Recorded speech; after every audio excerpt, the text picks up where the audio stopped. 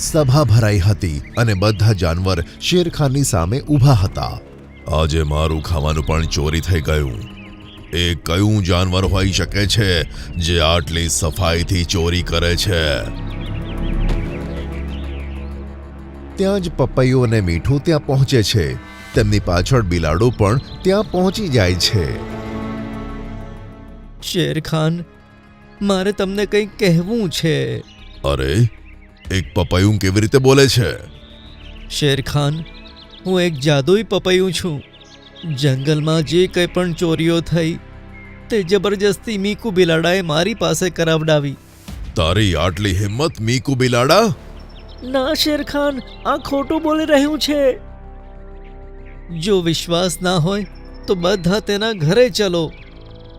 સાંભળીને બધા જાનવર તેના ઘરે પહોંચ્યા. શેરખાને જોયું કે સવારે જે ભેંસાનો તેણે શિકાર કર્યો હતો તેનું જ માંસ બિલાડાના ઘરમાં પડ્યું હતું. આજથી તું 30 દિવસ માટે કાળી ગુફાની અંદર કેદ રહીશ. શેરખાને મીકુ બિલાડાને સજા આપી અને પછી પપૈયાને કહ્યું કે, પપૈયા, હવે તું ક્યાં જઈશ? ફરી પાછો કોઈ લાલચુના હાથમાં આવી જઈશ તો તે તારી પાસે ખોટું કામ કરાવશે. હું તો મીઠુની સાથે જ રહીશ.